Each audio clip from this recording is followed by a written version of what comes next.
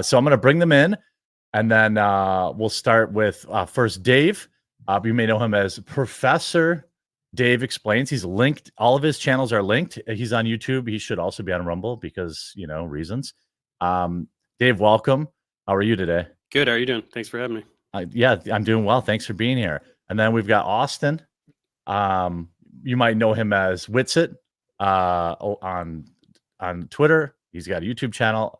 I assume, I don't know, you should have a Rumble channel too, but their YouTube channels are both linked in the description below. I recommend you hear them both out. And I guess we're going to talk about flat Earth, and we're going to start the clock at the 7-minute mark for Dave, if you're ready. Sure. Yeah. Just present here. I don't. That on the bottom. Oh, share screen, right? Yep. If I can actually drop out too if we need more room on the screen. Yep. There's that. Can we see the slides? Yep. You got it all. Yep. Okay. So ready? I'm gonna shut up. I mean, I'll keep it to. So I got 4:37 now on my clock. So at cool. Well, just flip to 4:38. So go ahead. Okay. So we're here to talk about flat Earth versus globe Earth. Austin is going to pretend to defend the flat Earth. He will do so with two tactics, which I will undermine right now. First, he will pretend that the default position is that it's just totally flat. Just observe and see how flat it is. So the burden of proof is on the globies to prove it is a globe.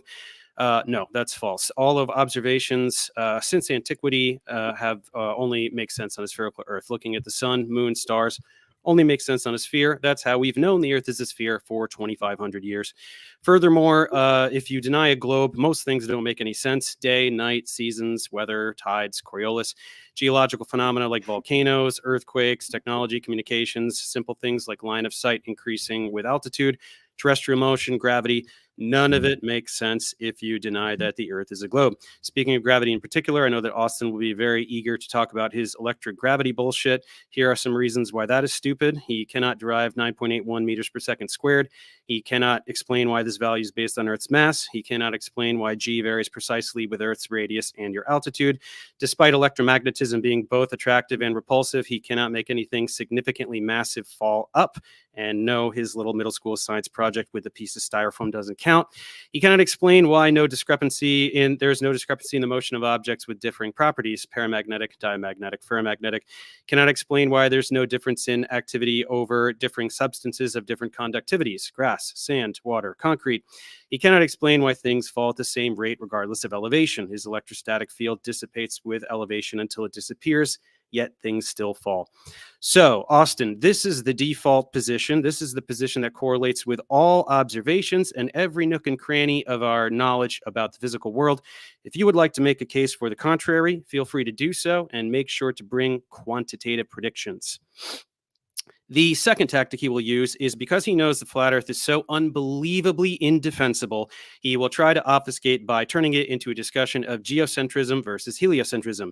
He does this because he relies on using word salad about esoteric topics in modern physics, like relativity and certain experiments from the 19th and 20th centuries. Unfortunately, though, for him, geocentrism utilizes a spherical Earth. That's right, the Ptolemaic geocentric model that was used from antiquity until Copernicus uses a spherical Earth. So if he would like to change the topic of the debate completely from flat Earth versus round Earth to geocentrism versus heliocentrism, I'm willing to entertain that if he first admits that the Earth is a sphere. And he has to mean it. If he is unable to make that concession, I will continually drag him back to very simple, naked eye observations and basic logic that prove the Earth is a sphere without any understanding of physics whatsoever. Number one, the observations of the stars. In the northern hemisphere, the stars rotate counterclockwise. In the southern hemisphere, they rotate clockwise. This makes absolutely no sense on the pizza land. Why would the sky be rotating in opposite directions, just depending on where you're standing? Also, why can't we all see the same stars? If you have a line of sight to a star, you should be able to see it. Both of these make perfect sense on a rotating sphere. You have two celestial poles, and the Earth is rotating, and then we can't see through the Earth. That's why you can't see certain stars. So in the north, can't see Southern Cross. In the south, can't see Polaris. Speaking of the Southern Cross, in order to get the pizza land, he has to take the point that is the South Pole and unwrap it to get the perimeter of the pizza. And that results in total absurdities like these three people all looking at the Southern Cross at the same time, despite looking at completely different directions. That makes no sense at all. Again, on a sphere makes perfect sense where south actually means something, and they're all looking at the South Pole. Number 2, day and night and regions of illumination. This is very bad for the Flurfies because in the winter months, they need to take the sun all the way out to the periphery of the disk, and that would result in most of the pizza being dark everywhere most of the time. Of course, in reality, the opposite is true. The edge of Antarctica in these winter months is illuminated almost all the time. So how does the light get all the way over there? And then you don't even have to go all the way to Antarctica. You can go to Ushuaia, which is at the tip of South America, where people live, and that must be illuminated around 70% of the trajectory, while places like Point Barrow, Alaska, experience 24-hour night. In order to try to explain this, they have to make light do things that it doesn't do, and in fact, flat earthers do not ever try to explain this at all. It gets even worse if you go all the way to the South Pole. There is a 24-hour sun there, which completely obliterates the flat Earth, as flat earthers themselves admit.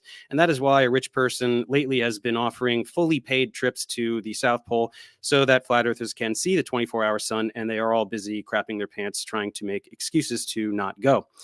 Once again, on a globe Earth, this makes perfect sense. Day is when you're facing the sun. Night is when you're facing away.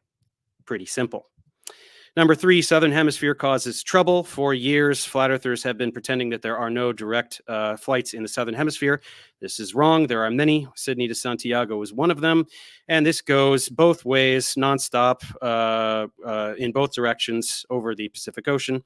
And then we have the Antarctica Cup Ocean Race, which is a boat race that circumnavigates Antarctica. They go all the way around every year. And neither of these things make an ounce of sense on a flat Earth. You would have to have for the flight, the Sydney to Santiago takes this incredibly enormous arced path instead of going the straight line path, and neither of which could be done in 12 hours anyway.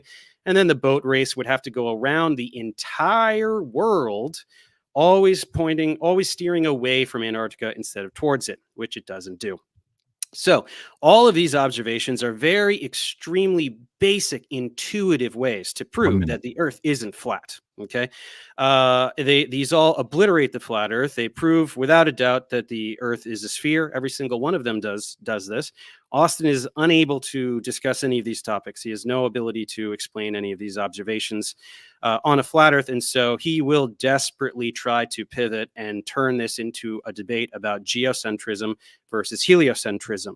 Unfortunately, that's not the topic of the debate. If he wants to have that debate, that's totally fine. He must simply concede this debate that we're having now, admit that the Earth is a sphere, and then we can talk about that completely separate other topic about whether the spherical Earth moves or not. All yours, Austin. Perfect. Hey, let me, perhaps I should have defined, Austin, I'll give you an extra 60 seconds, if that's okay with you, Dave, to define what flat Earth even is, or just because not everybody in my audience knows. Okay. I mean, I feel like it's pretty self-explanatory. But, you think so? Should we just go right to the 7? That the Earth is flat. That's okay. Just so everyone knows, but also that the Earth is at the center of the universe too, right? Is that one of those two things combined? I mean, yeah, there is no universe if there's right. Okay, it doesn't matter. Go ahead. Whatever. Okay. Well, no, that's fine. We'll just go right to the Dave's. Or I'm sorry.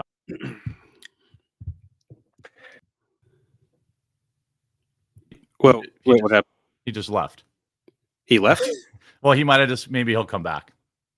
He might have clicked a button that Yeah. Well, yeah, maybe he accidentally closed the window. He might have closed the window. Yeah. He might have been trying to add something. He probably tried to switch tabs to go to a All right, there he is. Something. All right. I'll there you go. There you go. No, you're good. I was like, debate over? What? Okay. I'll shut up, and then so at 4:46 you have your 7. Cool. Yeah, I didn't really make a PowerPoint, but I'll just use the classic one here if you can pop it up on screen for me. So yeah, it's our position is that the Earth is a geocentric stationary plane. This feeble attempt to separate the conversations is disingenuous. That the Earth is stationary, it's in the center of the universe. None of the kinematics or dynamics, even of geocentrism, is exclusive to sphericity. That is just a get out of jail card, because he will not be able to defend the claim that we're moving around the sun. To very quickly go through some of this, falsification is independent of replacement. And so what always happens is people don't defend the globe. They just want to ask millions of questions to the flat earthers. And somehow if a flat earther doesn't know the answer, then all of a sudden the globe model becomes true. And then of course the burden of proof is the one making the positive claim. And then shifting the burden is making the other person prove why your claim isn't true. So if I read a book and say all these fairy tales exist, I don't have to prove that unicorns don't exist. Very simple concept that gets overlooked consistently in this debate. Oftentimes we get what's called a straw man fallacy. People say that this is what flat earth is, and they point and laugh, and no one that I know thinks that it's a flat disk in a solar system. That's ridiculous. Hopefully we can prevent these, but these are the typical fallacies used. Of course, a straw man fallacy, which we just discussed, ad hom, attacking the person instead of the argument, credentials. Oh, you're not qualified to talk about this. Appeal to what everyone else thinks, appeal to authority, poisoning the well, begging the question, shifting the burden of proof. These are always used. Everyone was taught the Earth's a globe when they were young. That doesn't mean it's true. So let's just quickly go through the basic claims here. Claim one is that the Earth is a sphere with a radius of 3,959 miles. The second claim is that the Earth is spinning, tilted, wobbling, revolving around the sun, shooting through the galaxy. That's then shooting through space. That is a positive claim. And then the third one is that the Earth is in the vacuum of space. The heliocentric model has the burden of proof for these claims. So attempting to remove the burden and pretend that it's just automatically granted to you at the beginning is not how logic works whatsoever. And then one would say, wait, isn't saying the Earth is flat a positive claim? It is, of course. And so then we would have the burden of proof, and we have fulfilled that, right? Actually, this right here is a specular reflection. Any convexity or concavity of the water, if it was curving, you wouldn't be able to get a specular reflection because it will cause what's called a diffused reflection. If we move on here, we have actually verified the Earth is flat in many ways. Radio waves can be sent over 10,000 miles. Amateur records show that they're sent thousands of miles at all frequencies far beyond the geometric limitation of the globe. Here we have a distant mountains observed from 167 miles away at less than 1,000 feet. So the target hidden height should be almost or over 11,000 feet, but the mountain's only 12,000 feet. We should only be seeing roughly 1,000 feet of the mountain. Clearly, that's not the case. Here we have another one, 168 miles. Target hidden height is almost 12,000 feet, and the elevation is entirely 12,000 feet. So we should not see the entire mountain. This is a major problem because you're going to have a problem trying to invoke refraction here, and hopefully you do. This used to be the world record longest distance line of sight. Of course, that means you're a direct line of sight to what you're observing. The world record for the longest photo. Here we have a target hidden height of 16,000 feet, and the top of the tallest mountain is 12,000 feet, which means that the mountain should have been thousands of feet below the curvature. Here's another one, 271 miles. Again, the entire mountain should have been obstructed by over 3,000 extra feet. Here's another one, 250 miles. You get the idea. Over and over, the mountain should be obstructed, except for just roughly 800 feet here. Here's another one, 241 miles. The entire mountain, almost the entire mountain should be hidden. And then it goes on and on and on. Here is a very important observation everyone ducks away from. If you look in the top left here, you see you can't see the mountains. These are called Canigou Mountains. You cannot see the mountains. So when people say, can you see, will you be able to see forever if the Earth was flat? That's a ridiculous straw man. Even within a globe paradigm, you'd have to admit you can't see forever because of something called attenuation. The light gets absorbed into the medium. We cannot see the mountains until the sun gets behind it due to the intensity of the light from the sun. You now get a silhouette, and we can see the Canigou Mountains. These should have been completely obstructed. You can buy a plane ticket right now for 2 specific days of the year, and you'll know that you'll see the mountains because of a silhouette based on where the sun sets. So I guess refraction is just colluding with the calendar and with the atmosphere to make the Earth look flat over and over. Of course, as a silhouette, refraction affects light, not the absence of light. Here to address his straw man about the geocentrism thing, these are projected onto a plane. These are literally azimuthal projections. So to say that it requires sphericity is ridiculous. Here we see that all the paths of the planets fit right within a ferrocell cell magnet torus field. Okay, what a coincidence. And to address this misnomer that sunsets are impossible on a flat Earth and they just go behind the curve of the Earth, that is also not true. Here we see the sun disappearing above the horizon with a horizontal line blocking the bottom of it far above the horizon. This is proof that the sun can disappear up above the horizon due to atmospheric conditions. Of course, we have tons of assumptions when it comes to the military that the Earth is flat. Specular reflection, again, I'm going to kind of speed through these, but specular reflection, you see that just a small concavity or convexity in the water actually causes what's called a diffused reflection. You'll see here in the left. So you actually need a flat surface to have a specular reflection. We see these over long distances consistently. So we'll just skip over here. So, and then of course, the globe claims that the horizon is a physical, tangible surface, and it is not. It's literally a horizon that is apparent. That's why it is where the sky appears to meet the ground.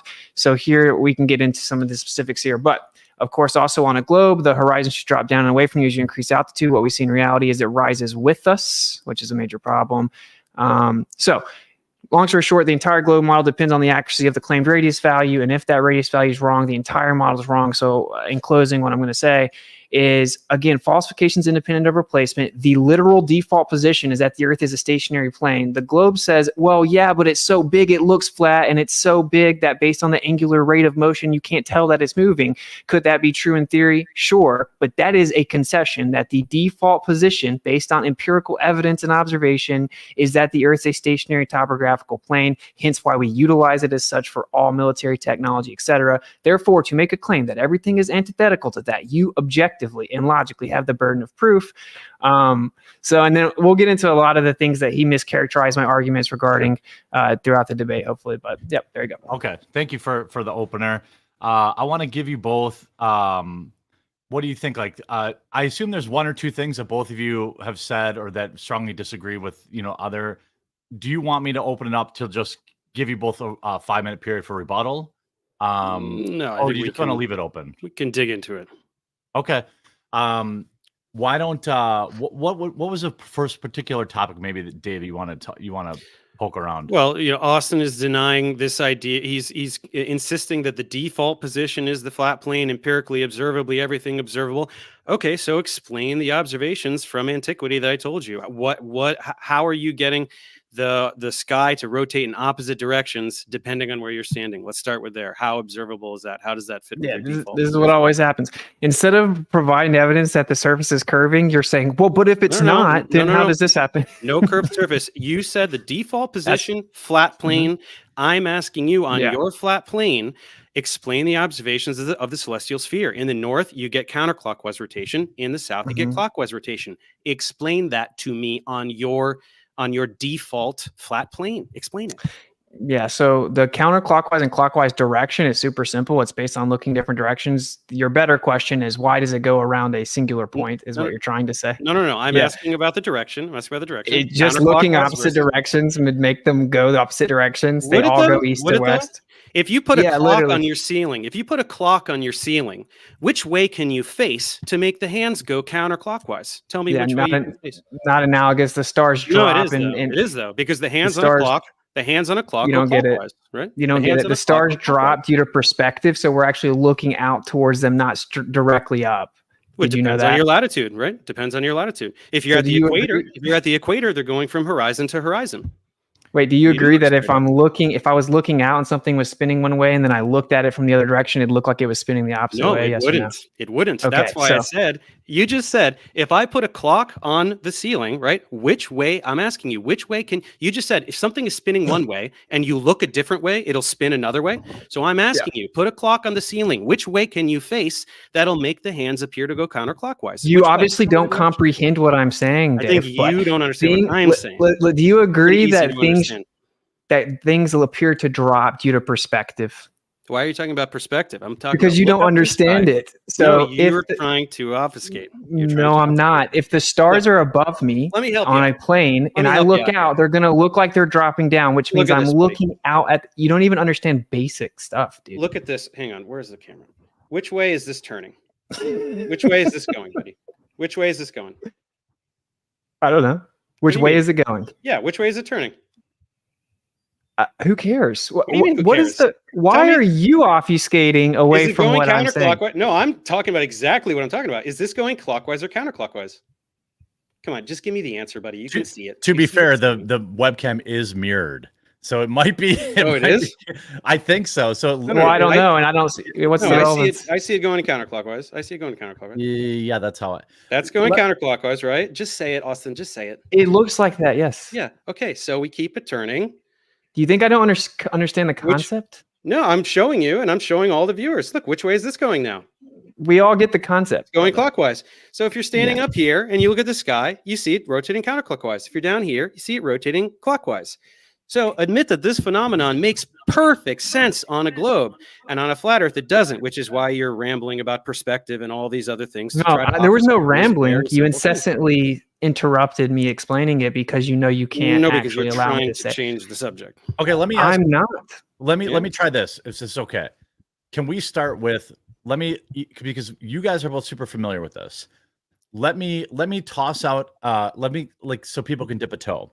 One of the biggest conversations that goes back and forth. Both of you talked about this in your videos. Is in a flat Earth. Dave's video points out that there are some issues where, for example, the sun is coming around, right? And we know because we live here that one area of the world is in perpetual light, the other's in perpetual dark. This would be non-congruent with a flat Earth. So what is the flat Earth position? Am I describing that fairly, Dave? I'm oversimplifying. Sure. The flat Earth cannot explain the region. That was my second point, that it cannot explain the regions. That's what I of was trying to illumination. remember. Yeah. Okay. So what The is regions of what? The regions of illumination, the parts of the Earth that Yeah. are day or night at any given time. Yeah, but I know you know the answer. So I've Yeah, heard that's the what this answer is given for. to you. The viewers No, don't but Dave know. knows the answer. But So there's 10,000 something people called The watching. answer don't is know. that if you're facing the sun, it's day, and if you're not, it's night. That's the answer. Dude, It's I'm pretty gonna easy to enlighten you, bro. understand. If you don't allow the Thank other you. person's point to be made, you didn't win anything. Yeah, No matter yeah. how much Go coping's ahead. going on We're in the waiting chat. for you to make a point. Go ahead. Okay, it's Yeah, called a just- coffee cup caustic. It's a literal physical effect that can be replicated. The light will actually bend around the rim of any type of containment. It can literally be demonstrated and shown to perfectly replicate the seasons, the perfect light distribution on a plain Earth. You're objectively though? wrong. You've had this presented to you, and now you're back here in front of people Who's pretending you presented don't this know to what me? it is. Who has presented this to me? Dave If you Weiss guys did. I could- watched it. No, Weiss floundered like a buffoon. That's why you guys all call him No. controlled opposition now. If you could demonstrate No. this, you'd all have videos demonstrating Coffee. this. There Show are me the literally model. hundreds of them. No. Coffee cup I'm not caustic. talking about, oh, shine it and, ooh, it kind of does a thing, sort of. I'm talking about show the precise regions of day and night over a several month period, right? Have it exactly precisely align with where it is It's day, where literally it's been night. done multiple times, okay. Dave. So Sounds what like is an the- empty claim to me because I've never Oh, seen it. Yeah. Yeah, Okay. you have. So okay, hold on. So Austin, give him a second to explain his side. So you're saying the what most people see is that the daylight is predictable.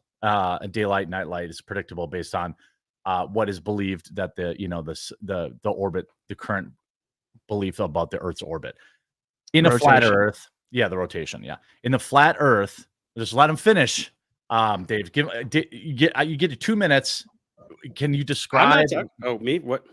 No, sorry. I'm gonna shoot it back to you for 2 minutes, but Oh, sure. give Austin 2 minutes to describe what he's talking. Because I just want you guys to remember, like, the audience doesn't know what coffee cup, whatever it is, Sure. right? Right, So 'cause it doesn't remember, mean anything. okay, but remember, you're talking to like normies. Sure. Okay, So so that's what I'm asking. So Austin, you have 2 minutes. Describe. Okay. We talked about how the sunlight stuff goes on. So 2 minutes, and then Dave, you get 2 minutes. Okay.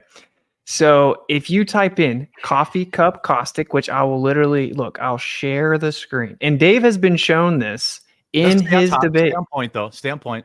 Oh, okay. I am. Yeah. I am. Answer my The- question. Yeah. Oh, okay.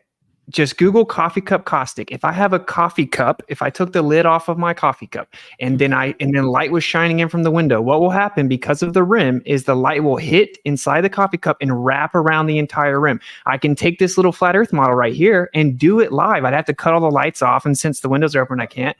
So it's very simple to explain it. There you go. It wraps around. Now, if you apply this to a flat earth, you will be able to perfectly replicate the distribution of light that gives us day and night, depending depending on the proximity of the source of light. It's easily done. Everyone knows that, and you can look it up. If you're new to that, that's fine, but just look it up, right? And the way that we determine sunset time is with the equation of time, which uses the apparent sun.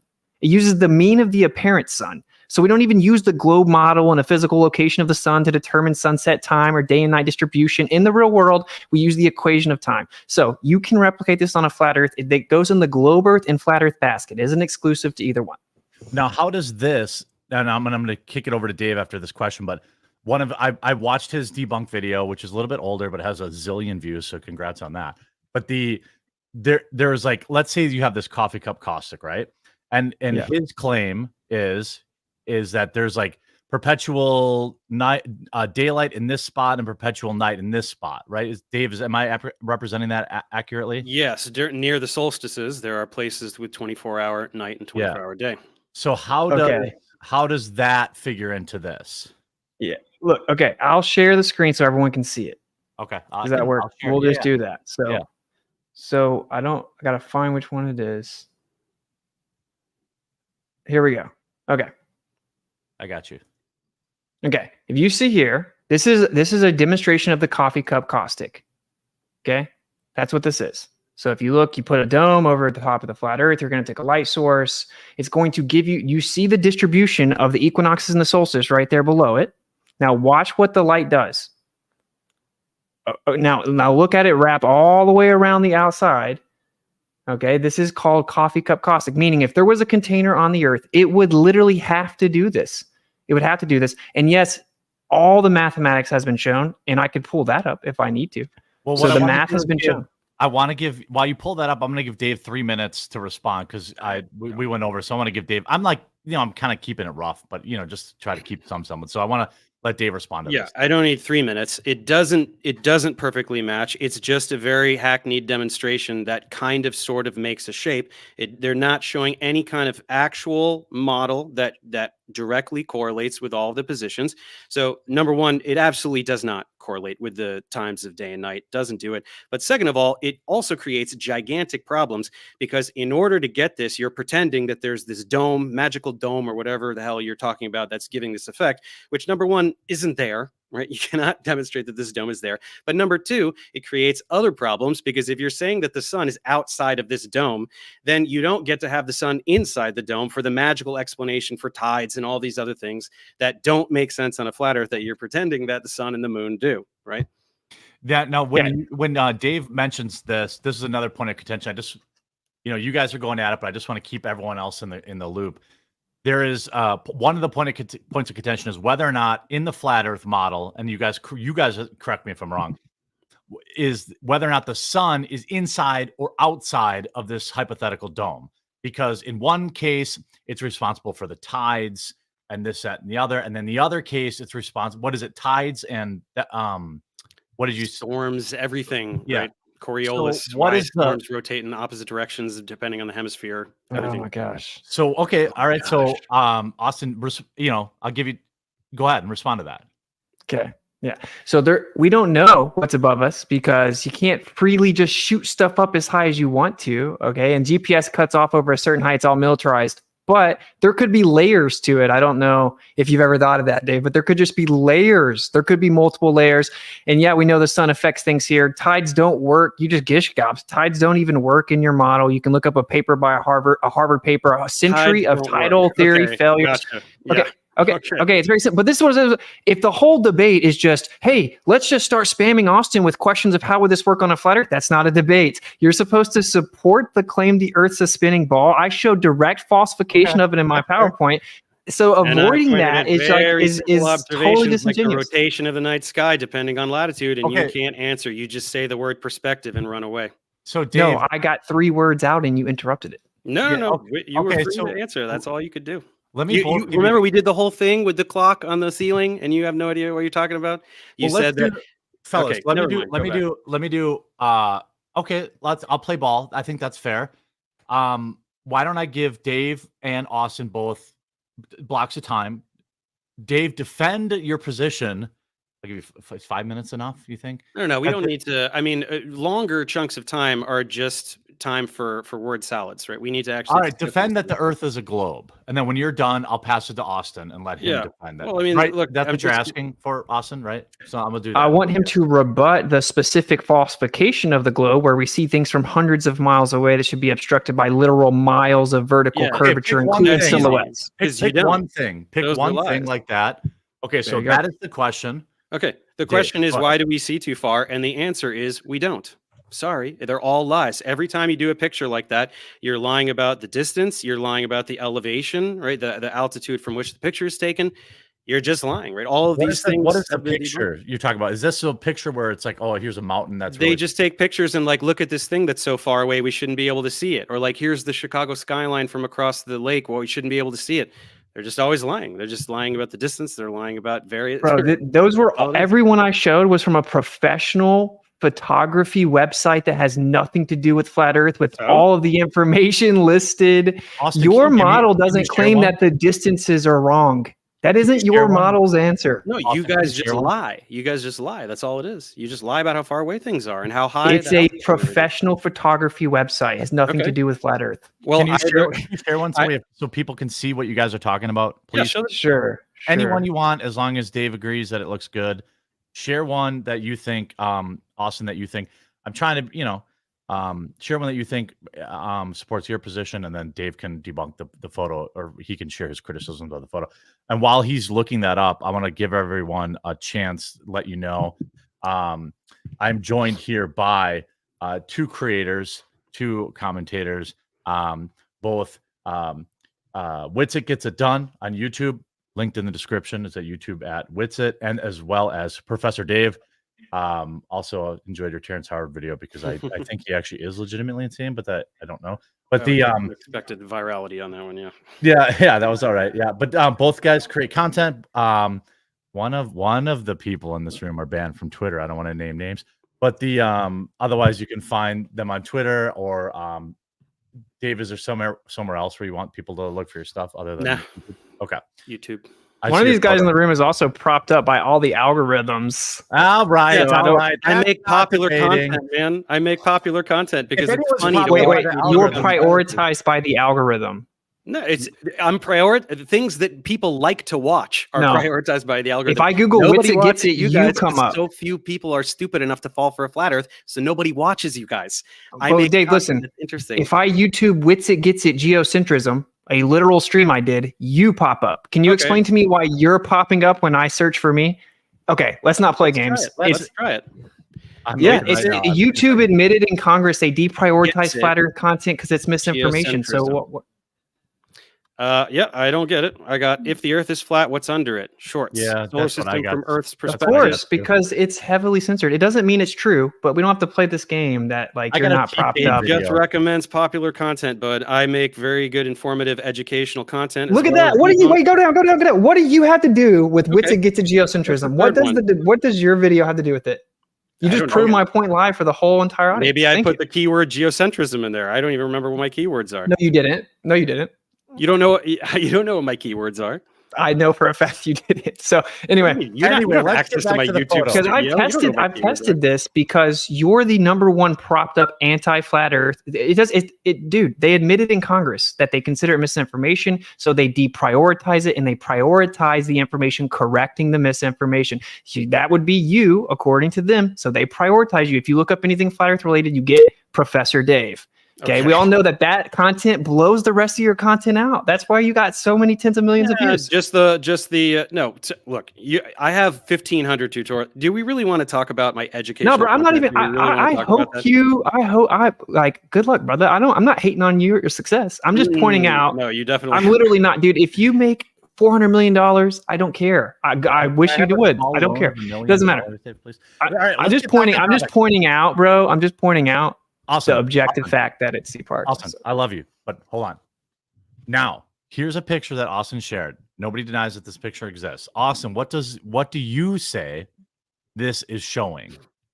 Now, remember, I keep bringing it back because people who are watching aren't as balls deep as you guys both are in the topic. You know what I mean? Sure. So this is just a picture to me. What does this show? Okay. So this was the world record at the time. It's been beaten now for the longest line of sight photograph ever taken. This is a mountain called Pic Gaspard.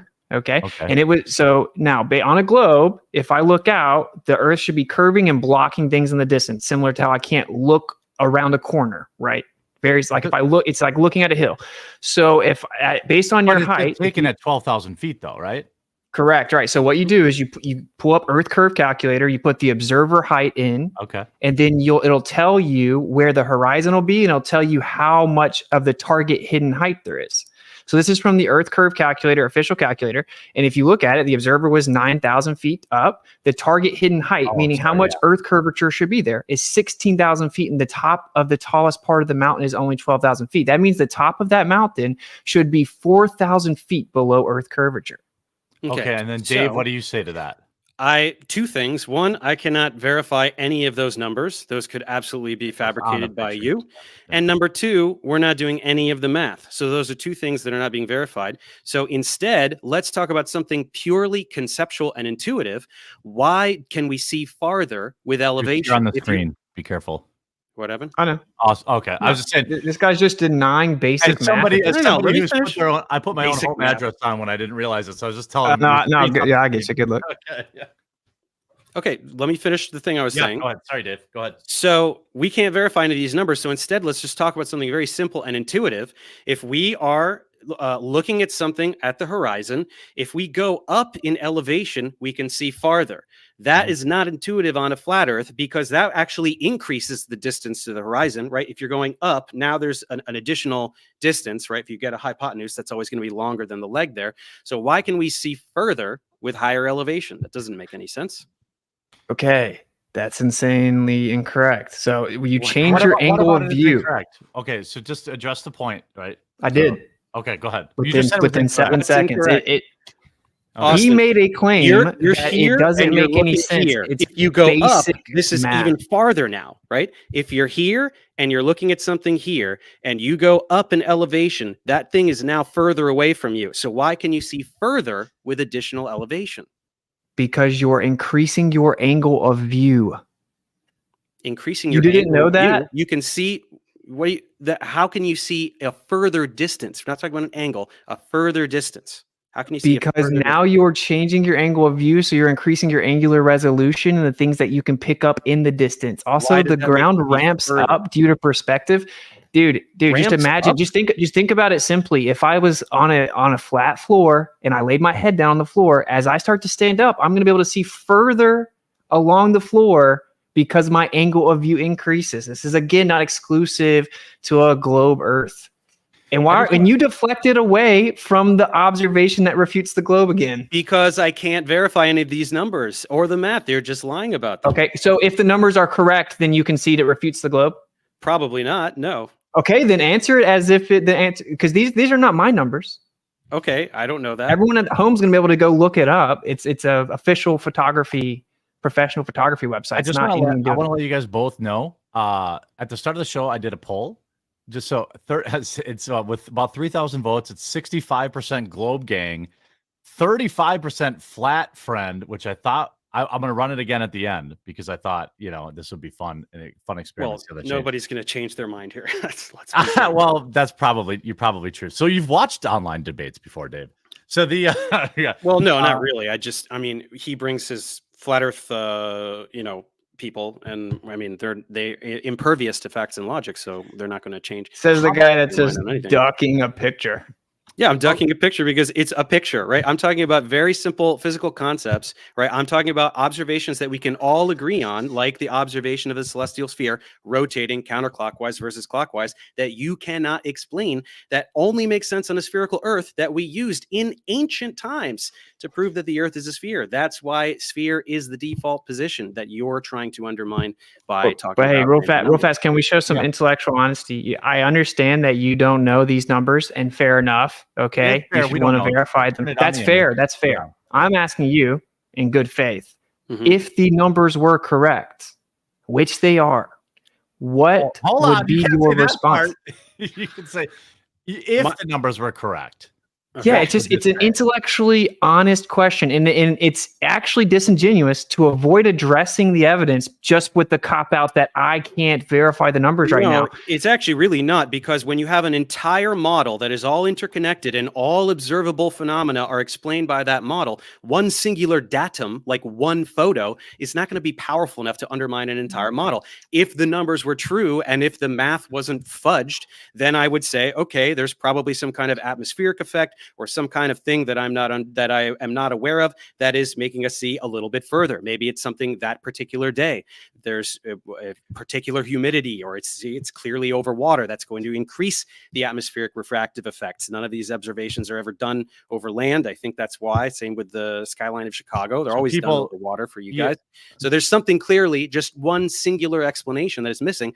And that's why one datum is not going to undermine an entire model that explains every single thing about the world that we live in, from everything we see in the night sky to geological phenomena to just absolutely everything in our world, right? So hand wave dismissal, red herring fallacies, appeal to possibilities. That's your rebuttal. Okay, we can move on. Fallacy, name a fallacy. Let's move on. Do you know that fallacies are important, Dave? Now, I know that you guys name random fallacies to pretend that you've won something when you didn't. That's you literally appealed to possibilities. You said there's probably something that could possibly be happening. You literally did a textbook appeal to possibility. It's all good. You're pretending that one observation is worth more than thousands upon thousands of observations every single day. I showed 10. It doesn't matter. You're just affirming the consequent and reifying your model by saying it explains everything. What about the micro? We see too far. What about the long distance radio waves? What about when we shoot radio waves line of sight? That's thousands of sporadic E propagation. It bounces off a layer of the atmosphere.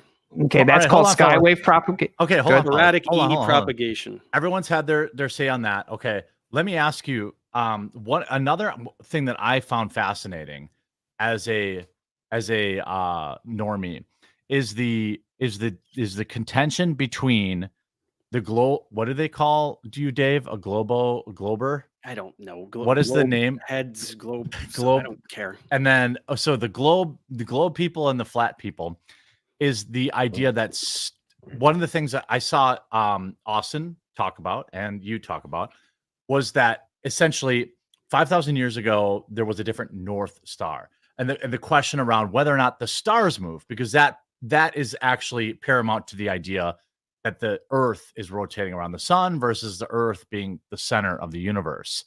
So Austin, I'll go to Austin, then I'll go to Dave, and then next time I'll start with Dave. So in the flat Earth model, is it that the stars, can you explain the stars thing to the layman in the flat Earth model?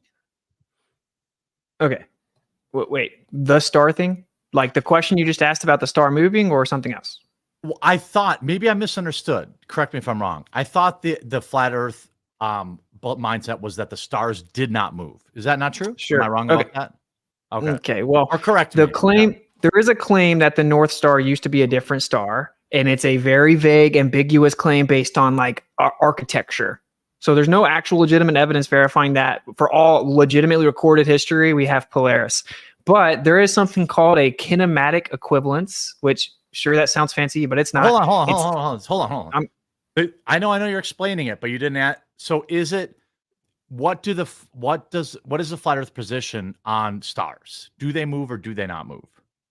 They move every day. That's called sidereal rotation. If you mean over time, there does seem to be a slight progression of the stars. But what I'm trying to explain is that isn't exclusive to the Earth moving or not moving, right? It's called kinematic equivalence, which is what relativity is about, relative motion. It's like, oh, is the plane moving or am I moving? You can never tell. That's what the globe model says. So anything that moves in the sky could by default not prove that we were the ones moving according to the official globe model. That's the point I'm making. It's called a kinematic equivalence. So whatever the stars are doing, because we can't go back thousands of years and verify if the North Star was different, whether it was or wasn't, it doesn't prove the Earth is moving. So, Dave, Nick. Your response to that? Yeah, a couple things. Number one, the North Star became Polaris in like 600 CE or something. So it's actually 6,000 very years well. ago or something. Yeah. No, way more recent than that. Polaris. I mean, it was Thuban in the times of the Egyptians, became Polaris. So that's well documented. But furthermore, we don't need to do that. We can very accurately observe Milankovitch cycles. We can see the precession of the rotational axis happens every year. It could be measured, and then there's parallax and all these other things. But that's not really what matters, because again, he's trying to do this thing where he doesn't have to where he's pretending that geocentrism doesn't assume a spherical Earth. When the argument was going on in the Renaissance, early Renaissance, about geocentrism and heliocentrism, we knew that the Earth was a sphere. So every time he does this kinematic equivalence thing, the kinematic equivalence he's trying to refer to is whether the Earth goes around the sun or if the sun goes around the Earth, not doing little donuts on a pizza land. That's not an equivalence. Those are not equal things. We're talking about one going around one or the other going around the other. Those are the two things. So geocentrism, you often try to defend a geocentric model. It assumes a spherical Earth. That is an actual model that can, to some reasonable precision, describe the motions of the celestial objects and put them where they're supposed to go and predict quantitatively where they're going to be. Flat Earth doesn't have that. You don't have any model. You don't have any way of saying this is where the planets are going to be. This is when an eclipse is going to happen. Any of these things. You absolutely cannot do any of those things. That's why I told you in the beginning, if you want to defend geocentrism, that's totally fine. We can talk about how we know that the Earth moves, which is a completely different topic from knowing whether the Earth is round or flat, because geocentrism uses a spherical Earth. Okay, response to that, Austin. Okay, so what's happening is I'm specifically addressing the singular point, and you're gish galloping. No. So, like, you want me to address everything you just said, You're right? Like, for one, kinematic equivalence has nothing to do. How about this? Just I'll throw it back to you real quick. Why is geocentrism exclusive to the Earth being a sphere? Because it's a model that works. Flat Earth doesn't work. It doesn't explain anything we see, like the observations of the celestial sphere that you keep running away from. You cannot explain why the stars rotate one way in the north and the other way in the south. You cannot explain that. All right, I'm going to take my time back and let me respond to everything you said, because you didn't answer. So the answer is that it's not, because with everything you didn't answer. That's fine. You didn't. You just started talking about star trails again. So with everything going on in the quote unquote universe, you said universe wouldn't exist. No, maybe not as you've defined it, but with everything going on, all the quote unquote planets, everything moving around, the Earth's shape doesn't matter. You just project that relative to your projection. You create a transform relative to your projection or your assumption of motion. Observations of the night Buddy, sky. I let you finish. Chill out. Okay. So let him finish. Let him finish, Dave. So the truth is that all observations have shown that the Earth is stationary. We have the cosmic microwave background, which showed anisotropic inhomogeneous distribution of energy, which is the exact opposite of the heliocentric prediction, and intersected on the Earth. The 23.4 degree axis was on a non-local observation. Dude, define word salad. You're just using words. You're trying to pretend that cosmology proves the Earth is flat. Then all cosmologists would be flat earthers. Do you have any idea how insane you sound? No, it's not. You're pretending to understand cosmology. You're pretending. What did I say that was word salad, Dave? No, I'm saying it's word salad because it is word salad. I said that was word salad. We're talking about the shape of the Earth. You're defending a flat Earth, which we figured out it isn't true in 2,500 years ago. And you're trying to talk about modern cosmology to try to talk about this when you can't even explain naked eye observations of the stars in the sky. Okay, look, they're directly related. The idea is that the Earth is a tilted, wobbling, spinning sphere that revolves around the sun. The alternative is that the Earth is a geocentric, stationary plane. Both of those are directly related. Sphere, that is a stationary sphere, was the alternative. Prior to heliocentrism, we thought that it was a stationary Stop interrupting. sphere. Hold on. You keep going off the rails. I got to bring you back to what we're talking about. Hold on, guys. Okay, I'm getting some flack for allowing too much interruptions. That's on me. I know that both of you feel passionately about this, but please try to keep that to a minimum. But I do want to say, most importantly, I think it's really important and really cool that both of you took time out on a Saturday night to get online and do this and stream. And I just want to thank, I just want to give a shout out. I don't care who people back who are watching or whatever, both channels are linked in the description. Witsit gets it, if you know, or Professor Dave, ideally you'd subscribe to both and consume both people's content and, you know, make up your own mind. I just want to, you know, before, you know, emotions heat up too much, just, you know, say, hey, I appreciate you both being here. I know that it's a weekend night. Can I, if you'll allow me, I'm getting called a coward for not bringing up The Edge, apparently, which is, I assume, one of the more controversial opinions that and Austin, I think it's fair for you to say, hey, I showed up and I'm the one that has to answer. I'm the one that has to defend all our positions. But I also think that's a result of the fact that the spherical Earth is the commonly accepted opinion. So Sure. I want to be fair, and I'm not doing awesome at it, but I'm trying. So I want to say, like, if there are specific positions against the sphere or against that you want Dave to answer for, you know, I want to give you that opportunity. But one thing that is what I found fascinating today was the idea of the ice wall or Antarctica. There's a lot of craziness around that, because what I thought, just being unbiased, trying to be unbiased, but I guess being honest, that is very hard for me to believe. Because people can literally go to Antarctica. It's like I watched a lot of Flat Earth video. I told you guys before, I watched almost 8 hours, and I was like, these bastards better show up, because I spent my whole Saturday watching Flat Earth videos. But like, I was watching like the Antarctica thing, which is a common talking point, and people go there all the time. So what is the Flat Earth position about the rim? Basically, that's what people in chat are asking. That what's going on the edges in the Flat Earth? And then Dave, I'll give you a chance. Is that okay? I'll give you a chance to respond to that. Okay. All right. First of all, to address the first part, I'm cool with asking questions. That's the natural response, because Flat Earth is so out of left field for most people. Yeah. But that's more of like a normal conversation thing, not a like he's supposed to be debating me thing. But it's all good. Okay. I'm pretty chill. I mean, I can let you guys just go at it too, if that's what you want. No, it's cool. I'm going to answer your question. Okay.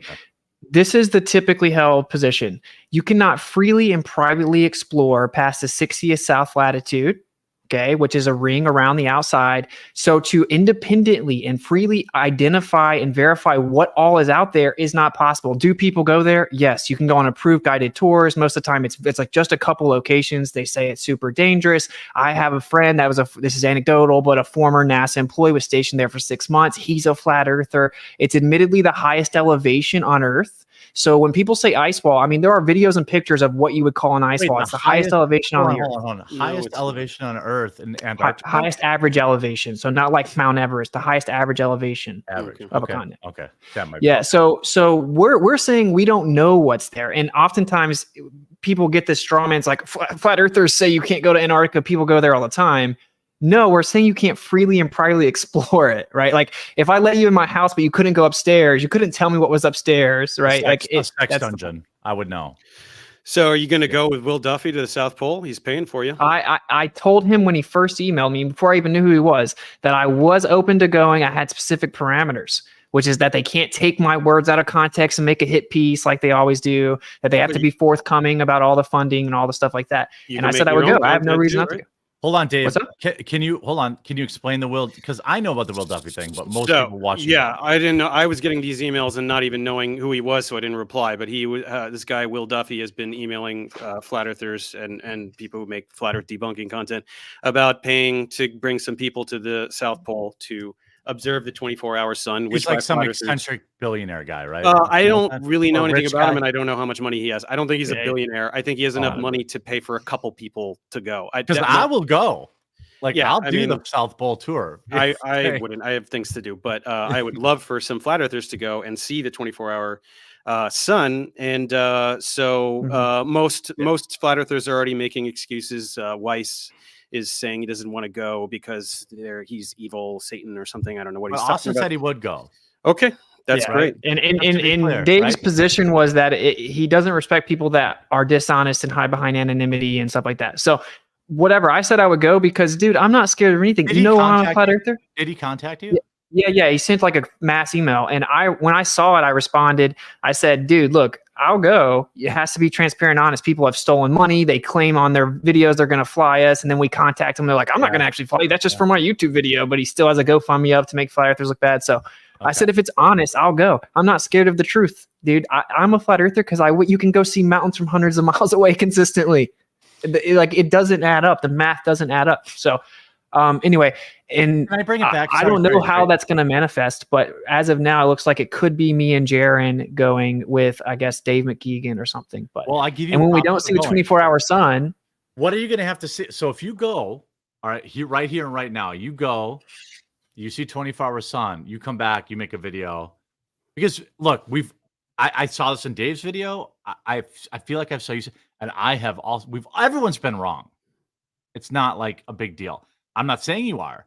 But I'm saying, what will it take? Like, if you go down there and you see 24-hour sunlight, you'll come back and say, all right, cool. I'm cool. It's global. I'm a global guy now. What would it take if you went to the South Pole for you to change your mind? If I saw a 24-hour sun that does a 360 around me, like the Go predicts, I would readily admit like that doesn't. What's a 360 around me look like? Like the sun should just do a full circle around you and never set, just like it does in the north in the midnight sun. It should do the same thing in the south.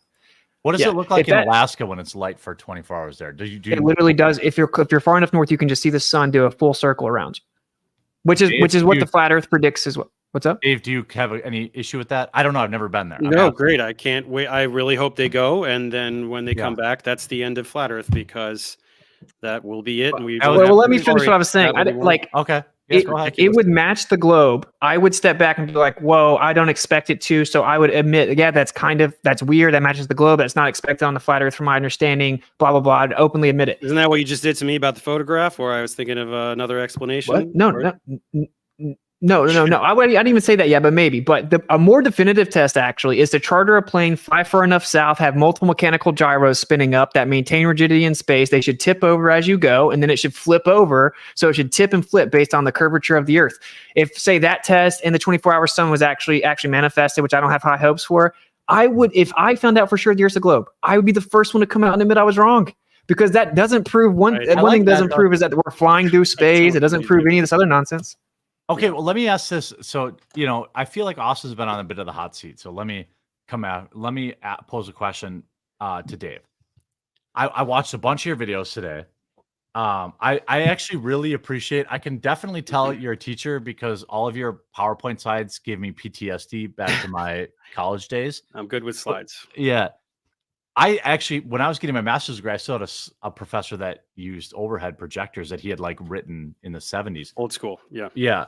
But I've heard the terminology around flat Earth several times in your videos about grifting, right? Mm-hmm. What is the grift? What is the grift in saying that there's a flat Earth? Can you kind of describe that? Because I don't see a lot of these flat Earth guys being like, give me money. So what is it? It's just a little cult, and there's super chats, and they do the conferences and all these things. That's all it is. So there's it's not like a huge grift. It's not like Scientology or something, but okay, we all agree Scientology is a huge grift, right? I hope we all agree that. Yeah, dude, flat Earth doesn't make you money, bro. I get demonetized all the time. I'm deprioritized. I had to lose a 6-figure job offer because I had flat Earth videos online. Okay, if you were gonna grift, why would you pick the thing that doesn't make money? Because you're it doesn't make a better grift. If you could do I've been debunking Billy Carson and some of these guys on the Rogan thing. That guy actually makes money lying about archaeology and ancient aliens and stuff like that. That would be a smarter grift. What? Okay, anyway, but this is the problem. People are going to get so triggered that Dave's not being forced to actually address his improper claims. Okay, well, what is it? I'm just going to be real. No, he's right here. He's right. Okay, hold on, Dave. All right. What is it? Articulate the question that Dave has not answered, and then Dave, the floor is all ears. Yeah. Okay, yeah. So like I explained earlier, when we looked at the cosmic microwave background, it actually showed that there was, he called this word salad, anisotropic. Wait, what is it? I just want to, we're not all, so what did you say? The what microwave? It's called the cosmic microwave background, CMB, which is just, you send something up high in the air and you read the electromagnetic radiation. There's the visible spectrum of light, then there's the non-visible spectrum. It's pulling in all the data from the light that you can't see with your eyes. If you've ever researched flat Earth, you know this image, right? Dave's seen the Probably, same. yeah. Most it has people certainly. nothing to do with flat Earth. I mean, this is cosmology. Oh, hold on. It's- But hold on, Dave. Okay. Hold on. Just let him. Yeah. Just let him. It's about It's Go about ahead. is the Earth moving or not? So in the current model that the Earth is flying around the sun, the universe, whatever, it's all energy should be evenly distributed. That's called homogeneous, and it should be isotropic, meaning it has no preferred direction. Okay, but what they saw was that it was inhomogeneous and anisotropic, and actually the part that had a preferred direction intersected on the Earth. And they ended up calling it the axis of evil. And then what they saw was that this anisotropic inhomogeneous distribution of energy was actually on a 23.4 degree tilt, which was supposedly the Earth's tilt, but it was observed way beyond our quote unquote galaxy, which means it could not have been the Earth tilted.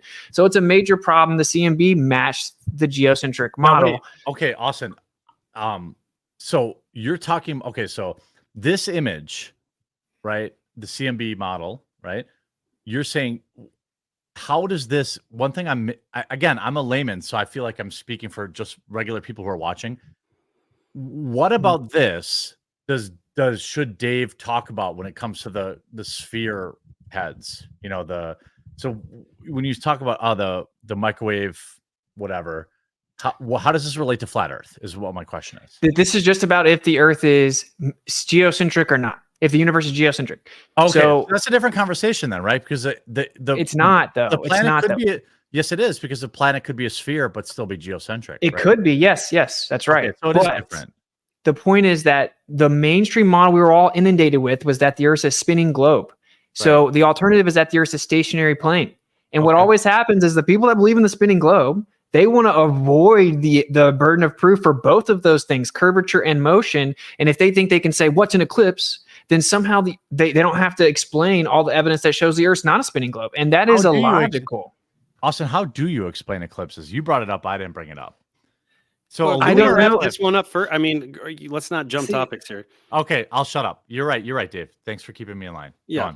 You can go whatever we want after this, but no, this is what Austin relies on. This is why he's so incapable of doing. But what does it supposedly prove? I'm sorry. So what does that the Earth's in the center of the universe? Got it. Okay, Dave, respond. Okay. So no, it absolutely doesn't. Otherwise, cosmologists would all agree that Earth was at the center of the universe. Right? This is all freely available information that you're finding on Wikipedia. If this demonstrated what you're saying it does, that would be the consensus among people who study this for a living. It is not, and that doesn't do what you're saying. You're just saying it does. This is what you do, right? You need to talk about esoteric aspects of modern physics because your viewers don't understand what you're talking about and they just believe you, instead of talking about very simple things like, which I want to keep bringing you back to.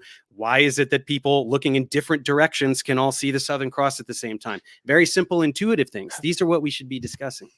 Sure. Okay. So hand wave dismissal, appeal to consensus, and appeal to authority. You're just lying about what it says. You're just lying about what it says. You said if it said what I said, all the experts would agree. The consensus is that there is no the consensus is that there's homogeneous. The CMB is homogeneous. This is common knowledge. The consensus is that there's no legitimate explanation that's agreed upon for it. And it was originally rejected and then redone and showed the same unexpected results and then done again and shown the same unexpected results. That's the actual truth. There isn't a legitimate consensus answer from your paradigm. Doesn't matter. When you want to keep talking about the stars, you said look different directions. Just like when Dave Weiss was talking to you, he tried to tell you magnetic declination's a thing, and you called that jargon and said that wasn't a real thing. You're just making up words. I didn't say he made it up. I just said he's saying magnetism for no reason because it has nothing to do with what I was talking about. How is magnetic declination going to allow you to see the same thing by looking in different directions? Explain. You go ahead. Go ahead and you have to do what Weiss said. We're going to see that you didn't follow him then either. And that is that you're talking about directions. You're invoking cardinal directions. How do you determine your directions? So if you're going to use a compass, according to your paradigm, when you get to the south, the magnetic declination gets way worse. Why do I need a compass? Can I use geographical phenomena? Can I point in a particular geographical direction by known landmarks? Don't we know on a map? How do you know the exact? First of all, when you're looking at the stars all the way to the Southern Cross, what known landmarks are you going to use? Anything on the tips of those continents. What are you talking about? You're standing at the tip of a southern continent. Look, I'll give you, let's say you're off by a degree or two. Okay, fine. We're looking a little bit this way, a little bit that way. On the graphic that I showed you, they're looking in completely different directions, all seeing the Southern Cross at the same time. It doesn't make sense. You can't. First of all, it's not a degree or two, Dave. It is dozens and dozens of degrees. If you go far enough south, it is actually 179 degrees at one point. Meaning, how far south? Very near the magnetic pole. Yeah, in your paradigm, which your magnetic pole's in the ocean. But the point is dude, if you're going to say I'm looking south for sure, you're relying on magnetic declination corrections. Okay, but that's the point Dave was making. You hand wave dismissed it, and it's just a fact. I can go outside of my house and look north without looking at a compass because I know which way north is on a map. Do you use a compass every day to orient yourself, or do you just know which way the cardinal directions are? Yeah, but in the north we have Polaris to go off of, right? No, we have like on a map, on a street, walking around the street. You've got a grid of streets. You know which way is north. Do you need a compass to do that?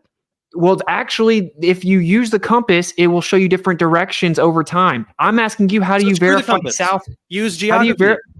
Dude, how did you verify the exact cardinal direction of different geographical input? Okay, but let's just anyway. You don't understand that point apparently, but it doesn't matter. Or you're just desperately pivoting. No, dude. You said that it wasn't a real thing, and now you think it wasn't a real thing. I said you're just bringing up magnetism for no reason because you think that's going to save you. It's almost verbatim what I said. How else? You're saying the only other way to verify it is to look at geography. Dude, okay, you're pretending that if I'm looking at what I know is south on a map, that I could somehow be pointing basically north or near north. Is that really how much of a distortion you think is physically possible when you're just using a map to look south? You don't just use, okay, I'm trying to explain to you that in your paradigm, in the south, the magnetic declination gets crazy. In theory, could that be true? Sure. Where does it get crazy? How close to the magnetic pole do you have to get in order for it to get crazy? How close? Wherever you're viewing the Southern Cross from is far enough south that the magnetic declination is a significant factor. Is it though? Because it's not really that close to the magnetic pole. No, but it can still be 40, 50 degrees magnetic declination in your paradigm. No, it yes, couldn't. You can go to magnetic-declination.com and look it up. The other thing is there's something called an azimuthal grid. So we actually see the world in a little azimuth grid. That's how we measure it, right? That's how we measure the stars. We take our zenith and then we take elevation measurements down to our azimuth. So it gives you a little dome. Now, when you actually run this through a software, you will see that if you had a bunch of stars circling over top of you and you had this little limit of vision that was a dome, you'll actually see the stars appear to converge at a point where they're actually not converging and circle around that point. We have replicated it, so we actually expect it. The problem is we need to verify the exact cardinal direction to even put that input into the software to know for sure, to give you a flat Earth model you all beg for, and it is impossible to 100% verify the cardinal directions that far south. So hold on. All right. Okay. You have no such model. You have no such thing, or you would have shown it. You would have all been celebrating it in all your videos. You can't. We've shown it. We have shown it. Well, bring it up. I'm going to let you bring it up, Austin. I want to say this. Go ahead, take a minute, bring it up. I want to be respectful of everyone's time, so I wanted to keep this to, maybe 30. Are you guys okay with 30 more minutes? Is that okay? Or yeah, 20, 30. 20, yeah. Okay. So are you guys okay with? I want to just pull the pin on a grenade, chuck it in, and back out, and let you guys go at it because I'm getting yelled at for interrupting too much. But also, would you guys be okay with the last 10 minutes of the show? We looked at some viewer questions. Is that okay? So can we do 20? Are you guys okay with 25 more minutes or no? Yes, I am. It's fine. It's fine. But I just wait. Hold on. You good with 25 more minutes? Yeah. Austin, Dave. Okay. So I want to let everyone know. Hey, again, I'm getting a lot of shit for being, maybe interrupting too much, but I just want to let people, I try to pick my spots, but what matters most is that these two gentlemen spent Saturday evening with me, 3 dudes on a date on Saturday night. We obviously could have been out there slaying puss like incredible chads like we are, but make sure you check out their channels in the description below. Wits It Gets It has obviously a wide variety of content available, as well as Professor Dave. Please support their channels, and please, independently, if they have Patreons or whatever, support them directly. Obviously everyone's pissed that I haven't brought up the ice wall, the edge, or the dome. That's the last thing I want to end on. But I did want to ask you about this video. I'm a big SpaceX guy. I'm a big I'm a big space guy. We're on SpaceX sorry, right now. bro. Starlink. I know. Sorry. I know. I'm sorry. Yeah. It's a lot of it's fake, brother. Sorry. Yeah, I know. Well, that's what people say. So when we watch this, I won't watch it, but right. So this was the space jump, right? We can obviously see the Earth is digitally or not curved, Yeah. right? This Mhm. guy, jumps out. This is when I think flat Earth. I've actually because I watched this video like in real time because I'm a space dork. Keep that in mind when we discuss. Not that my opinion matters; it's really the viewers' opinions that matter. And then I'll ask them in 5 minutes. So I want to bring up the conversation. Actually, you know what? Is there something that either one of you, Dave or Austin, that you really want to like? I fucked up and I didn't talk about it because you've already given a bunch of your time. Should we not talk about the ice wall and the edge or the dome? Well, I think I already addressed that. We can't freely is no privately way. explore there. It's highest elevation in the world. Some people think that's the that's edge what it could you be. talk about. Yeah, You can all go to the Well, South you can't Pole. fall off the edge of a lake or a pond. We don't know what's beyond it. Could there be more land? Sure. Could there be something containing it that touches down? Sure. We literally can't freely and privately explore it. So we don't know. It's kind of like saying, do you fall off the edge of a lake though? Like, no, Make Antarctica sure- would serve as the shore. Make Okay, sure well, you let go to me- the South Pole with Will. Make sure you get over there. I definitely Yeah. I'm in. So Can we address the Felix thing though, since you brought it up? Go ahead. Okay. So He's Yeah, I talking guess- about the diver, right? The Felix. yeah. Mhm. Yeah. go ahead. So it looks like the Earth is a ball, obviously, an extremely small ball. He's in though. lower Earth orbit here. He's not No, like he's not. He's 180,000 feet up, so that's actually very low. And said this lower was Earth sponsored. Real fast. This was sponsored by GoPro. So this is a GoPro fisheye lens. If you look at the video, the angle from inside the cockpit or whatever you want to call it, you can actually see the horizon's flat. So Neil deGrasse Tyson himself came out and addressed this idea that like people think that Felix was so high that he could see the curvature of Doesn't the look Earth. flat That, there. That's from the cockpit. That doesn't look flat. no, to me. that's not. That's from outside, still using the GoPro. Well, that's Now, look, exaggerated. you can we prove. can admit that is exaggerated curvature. Yeah. yeah. 'Cause it's on a The it's on a curvature's still squish- there. Yeah, it's on a squish. Well, you say right? that, okay, but according to even Neil deGrasse Tyson, you would never see the curvature of the Earth from that height because you'd only be 2 millimeters above a typical blown up beach ball or whatever. But What about that? the point that's important here is I've heard Dave say, and I don't watch Dave, so I'll be honest with you, bro, but like I listened to a few minutes of it earlier. You should. I heard you say watch something- You should watch your debunkers, dude. That's time well spent. No, I've watched some of his older stuff. Okay. It's all the same stuff, bro. But anyway, so Okay. this is the problem. That's obliterating your position. Yeah, for sure. Yeah, Mhm. with all straw mans. But look, this is All what I straw want to man. point out. Dave said that this guy was in his balloon and it maintained the momentum due to the conservation of momentum with the spin of the Earth. So when he fell out, he maintained that momentum. Yeah. Felix Baumgartner landed like dozens of miles in the opposite direction. Well, he accelerated though. When you watch this, he did not. I mean, he did not maintain his position, right? Yeah, but if Who you're is it? spinning underneath him, why would he fall in the opposite direction? In the opposite direction. What's going on while he's falling? Is there no interaction with the atmosphere? Is there absolutely no change in what's going on? Well, there's not much Atmos up that high. You could say once he got down, he started drifting. If that's what you want to claim, I mean, I actually we looked at the weather data. It seemed like there wasn't much wind. I'm pointing out that your claim that he was just following the Earth is patently false. He fell like 40 miles in the wrong direction. Okay, well, on a And that flat isn't Earth, you're supposed to curvature of believe Earth. it's going straight up and straight down, so it actually obliterates your position. I don't know what you're gloating about here. What? I didn't know this On was a a flat Earth, flat you're Earth going video. straight up I and didn't know straight that. down. Why would there be any discrepancy in where he lands if it was a flat Earth? Okay, it wouldn't obliterate my position. We can both agree now it has something to do with wind, and your claim that he was just falling with the Earth is ridiculous and stupid. Yeah, just and like satellites. not true. Ridiculous and stupid. That's obscene. But I think much more importantly, That was your what claim, you though. absolutely can't explain is why that guy fell down.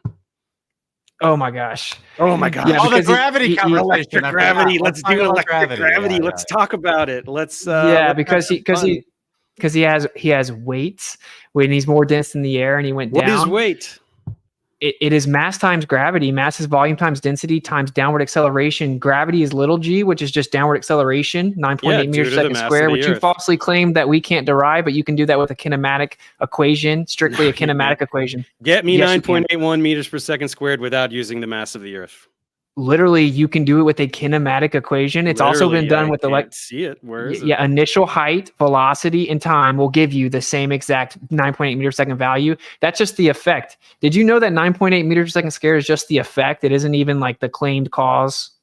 What do you mean the claim cause? It's a value. It's an acceleration due to the mass of the Earth. That's why G changes with radius, with elevation on different celestial bodies. That's why G is different on the moon. It's different on Mars. You think that's all fake, of course, but yeah. So, very, very simply, you cannot explain why things fall down. You just can't do it. I can. No, yeah. you can't. Everything. It's more dense than the air, and so the question would be, So why is there up and why does it go down?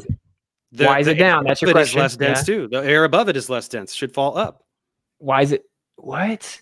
The Dude, air above an you're object. more dense than the air. It doesn't matter if the air above you is less dense than the air Well, below. why does it go down? This air is less dense. In fact, this air is even less dense than this air. Why does it go up? Okay, why would that mean it goes down? What do you mean? Why does that mean? Because the mass of the Earth. The mass of the Earth is the things fall. The reason that things fall down. Dude, helium. Why? Hey, why does helium rise? Because it's less dense than air. There you go. It's less dense than the other air. Gravity Okay. pulls the air down more than the helium. That's the what same you reason think. a beach ball goes up in the air, in the water. You're just reifying your belief, and this is what's even funnier. Reify. How is it dude. Reification? I'm not doing anything abstract and turning it. Yeah, because you have a concrete. concept. You have a concept of gravity in your mind, and you are attributing concreteness to it, and just assuming it's true by treating the concept as if it's actual. Because I know that it's exclusively an effect based on mass and not electromagnetism, as you pretend. You absolutely cannot use electromagnetism to explain anything that gravity explains. You can't. I've never said electromagnetism. There's a downward electric current on the Earth. This is actually another falsification of the globe. We have a uniform. Magnetism are not part of the same thing. What do you mean, not electromagnetism? We have a vertical electric field on the Earth, and it has 100 volt per meter increase. It's equipotential increase. It's a vertical electric field. It's a vertical electric field, and it's uniform. And so we have 100 volts per meter. Now that's impossible. That's impossible. It's not. Does it increase 100 volts per meter? No, it dissipates with elevation, which is why Felix can't be falling down due to electromagnetism. Does it increase 100 volts per meter for like 100 meters? And no. No, your model claims it's up to like 50 miles. Okay, look, even if whatever you're so wrong about everything. Why doesn't anything fall up? Austin, why doesn't anything fall up? Electromagnetism is both attractive and repulsive, right? So some things are attracted to the Earth. Why isn't anything repelled from the Earth? Why doesn't it fall up to the other Gaussian surface or whatever you want to talk about? Why doesn't it fall up?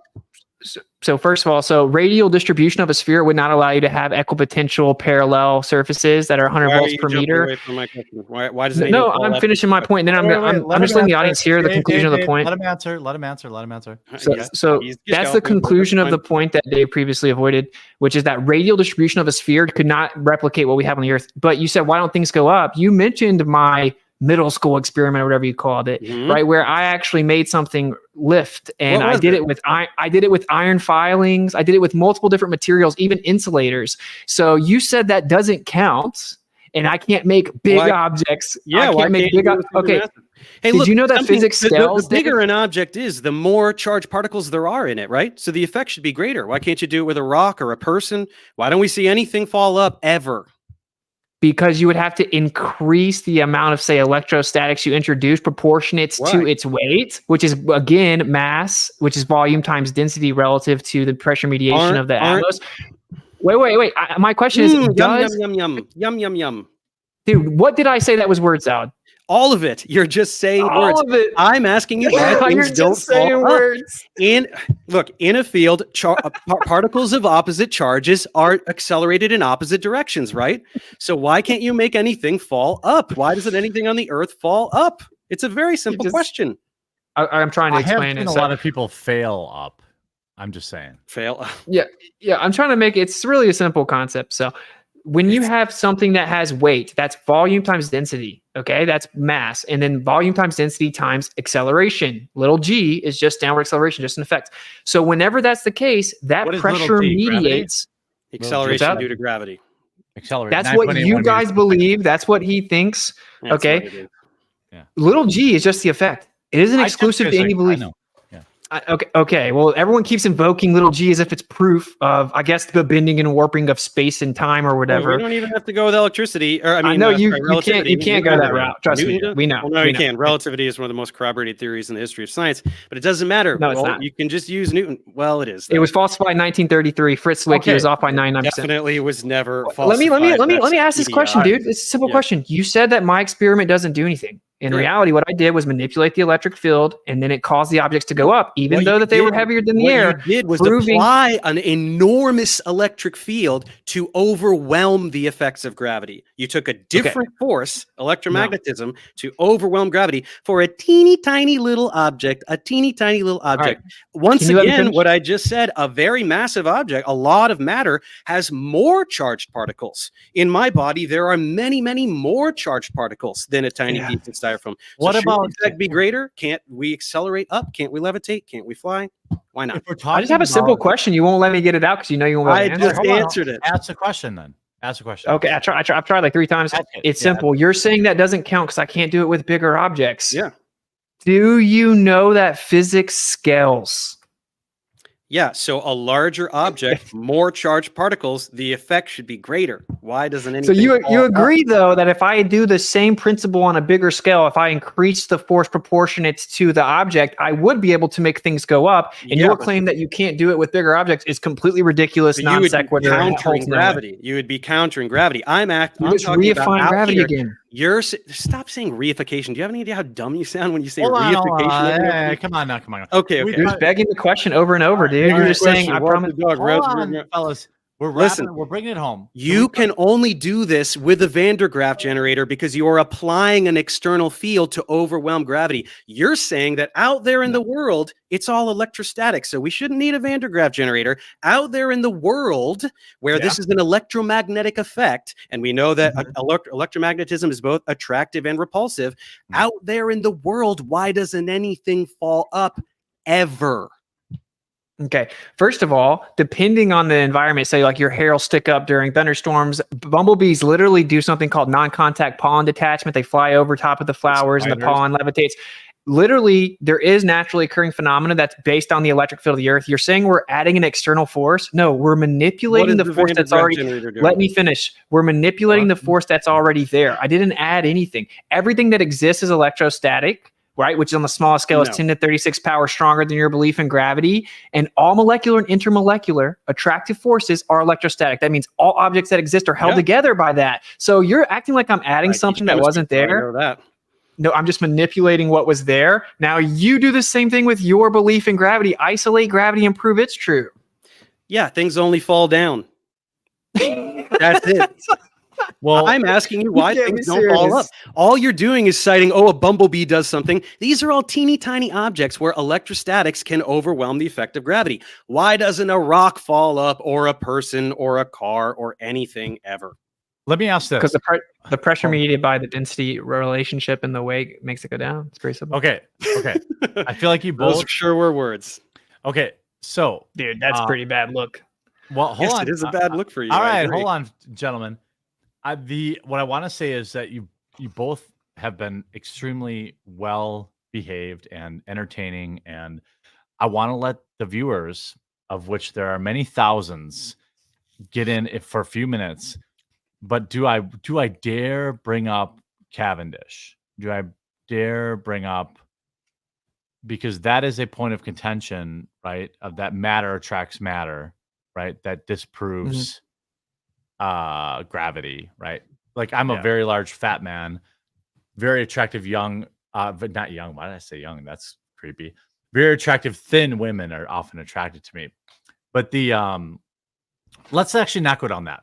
Let's not go down that road. It's probably too complicated. I want to let people. Yeah, because everything's electrostatic. It's way stronger than gravity's claimed to be. Yeah, yeah, but they shield for electrostatics. If you have a lot of questions like that, it's like, we can have a conversation in the future, man, whether it's streamed or not. It's maybe but down the rabbit hole too far. I just want to, this is the Go ahead. only thing that I really want to know, Dave, before we move on, bro. Like, all right, go ahead. you said you didn't think the numbers were correct, whatever, you dismissed it. Then you said maybe there's some type of atmospheric effect. Do you agree, though, that refraction is the bending of light, which means that a silhouette can't be refracted because it is the absence of light? What? Can a silhouette be refracted? If you're seeing something, there's light traveling to your eyes. So Sure, but there's the gonna be mountains- refraction there. The mountain should be below the curve of the earth, right? But we're seeing the silhouette once it gets backlit, which means you need a line of sight to the physical object blocking the light. I don't know, man. So we you're falsify the doing. book. Oh, I saw a thing. Therefore, everything we know about physics and science in general is wrong. It's just not going to fly. I'm Dave sorry. Okay. concedes defeat. You heard it here first. Okay, He's great. conceded the Earth is flat. Everybody knows now. Dave conceded. It's so easy to go against flat earthers, just dismiss all the uncomfortable evidence No and ask exercise. about It's not things, uncomfortable evidence. You just make up bullshit. like just ask about random things that we were taught when we were 5. Like, well, then how does this work? And like, whatever. I mean, if I you think ask you that's very how it simple works. things like why does the night sky rotate in opposite directions in opposite hemispheres? You have yet to answer that. You have Answered yet it to directly. No, you Okay, didn't. go ahead. You Repeat said that. if you Repeat look your a different I way, did. it'll rotate a different way. That's just No, odd I word. said first of all, Toddler you have to verify cardinal direction, which when we go to the south, we actually use immense magnetic declination corrections, which could be skewing where you I'm think you're saying viewing. looking That's at just the a celestial pole. just with your a eyeball. fact. Looking Let at the him finish. celestial Let him pole with your finish, Dave. eyeball. Let him finish. that's just a fact. Yeah, but And he's then just scalping. It's just word salad. He's just saying words to deflect. from dude, the thing stop that using he's the saying. term word salad. You don't know what What? it means. It means you're just saying words that aren't saying anything, which is what you're doing. That's what it means, and that's what you do. Right? But you can never give specific examples of when I did it. Just now, what you just did. I'm asking. I said looking at the that celestial magnetic sphere, declination what does that have to in do the with it? south. What? What does it have to do with what I'm asking you? You have to determine your cardinal direction. And then the second part is No, because you don't. magnetic declination corrections are immense in the south. You're confused That about makes what it I'm very asking you. difficult This to isn't the verify Southern cardinal Cross or three direction. directions thing. I'm asking you about rotating counterclockwise versus clockwise. You have yet to answer that. He's in going here. all the Okay, way you need to back. determine- Just so the viewers know, hold on. You guys are both being really great, by the way. Like, you're being very respectful, and I appreciate that. Dave, I believe, is going back to his literal. The first thing I said. The very first thing he said. Yeah, the globe. This is all recorded. I tried to answer it the first time he asked it. No, He well, interrupted it's all 7 recorded. times. You I've answered said it 3 if I times. look in a different direction, it'll magically spin the other way. That's not- not how no, things work. no, If you put I a clock said on the ceiling, specific- it's gonna go clockwise no matter which way you face. Sorry, I buddy. said that we see this does require usually some visualizations to understand it. We see in a little dome. It's called an azimuthal grid. You can go to Stellarium. That's how we map the stars. We have a zenith position, an azimuth position, and we measure elevation angles. When you do that 360, it gives you a dome. That's how we view the sky. NASA themselves have articles talking about how we see the sky to be a dome. We have an equidistant limit of vision. It's like a little dome. If you were to replicate that with a bunch of spinning stars and you looked out towards the edge of this dome, it's going to make them look like they're converging and spinning around the central point, even though they're literally not doing that. We have replicated How does it. it spin the Therefore, other way we in the would other hemisphere? expect to see it just like crepuscular and anti-crepuscular rays. When the sun's setting in the west, it'll look like it's in the east at the same time, and the rays will converge to a point, even though it's just based on perspective. Okay. That isn't objectively a viable answer for the star It trials. is not a viable answer. You're just saying words like crepuscular and perspective to appease flat earthers who have no idea what you're talking about, because you cannot answer how things rotate counterclockwise in one hemisphere and clockwise in the other. You know what which, once anti-crepuscular again, rays is are? explained perfectly by this model. It turns. Do you know what this way, anti-crepuscular rays and are? that's- Well, what? Tell me what they are. Go ahead. So you called it word salad, but it's just that you don't understand the terms. It doesn't Okay, matter, so- but you're just taking it's a jumble of words. It's not that each word doesn't mean something. It's not just literal gibberish and syllables. You're taking words that are words and putting them together to make a salad, like your lettuce and your croutons and your things like that. That's why I tell you of yum yum word salad. You cannot explain what is can you concede that this makes perfect sense visually, intuitively, just spatially? Can you at least concede that this makes already more did. sense than what you're saying? No. I mean, I will say that if it is exactly south, yeah, of course, that's what the globe predicts. But we So you're made the admitting, globe so you're model. admitting that the globe Earth explanation for the way we see stars moving in the sky makes more sense than No, everything you just said using random buzzwords that you. no, I didn't say that. But this Well, is the point I everyone want to watching, make I here think, can too. tell. Look, Dave had to deny that the default position is that the Earth's a stationary plane. It's not the default. That is a position. fact. No, That is it's literally not a fact. So That's just a thing you say. wait. Whenever we fly a plane, do we treat the Earth like it's flat? It doesn't matter. We're just flying. Oh. We're not talking about the shape Well, of the okay, Earth. hold on, We're just hold on. traveling. If it's a default if that's position. true, hold on, Austin. If that's true, as the debunkers point out, when you fly on the southern hemisphere, or why do planes take direct routes as opposed to following the flat Earth map? Because it takes the same time to fly from Australia. I think that what is the example you used, Dave? Sydney to Santiago Sydney over the to Pacific Santiago. Ocean. Yeah. Yeah, let's do this one because we didn't What get to it. what? It's, Yeah, it's yeah. always No. obfuscation away from the point that Well, the he actual asked the physical question. flying of the plane We're not requires a we're flat not getting stationary. anywhere. So he asked the question. I was going with him. I know. I just think it's asking. funny. I just think it's funny. All right. Okay, All right, but well- yeah, I know all the debunks. They're not debunks. Or I wouldn't be sitting in this chair right now. They So are. You can't no, explain. that okay, I'll flight. just You go can't ahead and explain it. So if you say you fly from Sydney to Santiago, one direction actually takes significantly longer than the other return flight. How much? Then It if you doesn't though. It doesn't. it Half it an it hour. objectively does. Have headwinds back way. It's like 30 minutes. That's all. No, there are flights that are up to 3 hour difference. So okay, that's a Now when I fact. looked it up. Now, everyone can verify everything I'm saying, and you can Yeah, go to 24-hour flight radar Why would it and look at the matter? data. It's You can go to impossible. 24-hour flight radar, look at the data. What you'll see is it says the plane's going, say, 550 miles per hour, right? On the globe, obviously, you just have a similar distance both ways. But if the time is different, they're obviously not going the same speed. So what that proves, right, because speed equals distance over time. So what that proves is that the data we're being given about how fast that plane goes is wrong. You can Google plane goes 800 miles per hour, and there will be articles talking about planes catching 800 jet ain't gonna streams. cut it. You're going to need wait, like wait, 2,000 wait. miles an hour. Okay, but planes can't. No, you don't. Sure That's you do. ridiculous. You guys. That see, distance is like triple or quadruple the distance that makes sense for the amount of time it takes. So are you going No. to pretend that there's that crazy wind or personal tornado that makes it fly quadruple the speed to get it over the there? hurricane. And also, why doesn't it go the route that makes sense on the flat Earth? Why doesn't Well, it go let that me- way? okay, first, if you assume the Earth's a globe with a projection, that doesn't prove the Earth's a globe, and it doesn't. So you're Assumption. asking me, are How's the the flight pilots work? in on it? No, the pilots aren't in on it. I know tons of flat Earth pilots. They weren't. They thought the There Earth was are a globe. no Most of their flat career. Earth pilots. That's a lie. Well, See, this okay, is what I'm hold on, saying. You let have to lie about stuff like that, You're dude. the one It's so lying. weird. There's no flat Earth pilots. Ask any pilot if the Earth is My- flat. They'll laugh in your face. I wife- know They all My take wife- great multiple. circle routes. They take great circle routes My- that are. Can a based circle on exist on a flat Earth? My wife is a pilot. No, a great My wife- circle. Does anybody want to talk to me? My wife's a pilot. yeah, Yeah. What does she think? Bring her in. she does. Dude, I have an Air Force pilot that reached out to me I of saw- 30 yeah. years. That's a Yeah. flat Earth.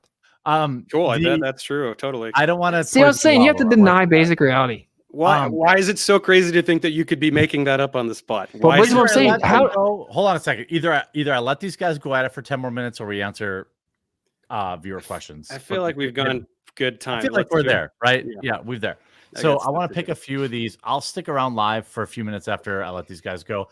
I want to just like give a digital. I mean, I don't care what side you're on. Thank you both for being here and for being so passionate and being so engaged and being just great. Obviously people are going to think whatever they want to think, but I hope people are entertained. There are many not many tens of thousands, but there's over 15,000 people watching. So a lot of people are entertained on a Saturday night, and they could have been watching some garbage. So this is obviously much better. I will read them all after I let these gentlemen get on with their Saturday nights, but I wanted to pick some that I thought. Can we do like a 60-second closing or something at some point? Absolutely. I'll do a 2-minute, and then because you guys should we coin flip for who goes last? It's like a criminal trial, right? So generally the prosecution goes last. But I'll just say I'm indifferent. okay. Well, then we'll let Dave go first. Someone says, make Dave define one thing in detail that Austin has said is word salad. Well, he did that. I think he did do that.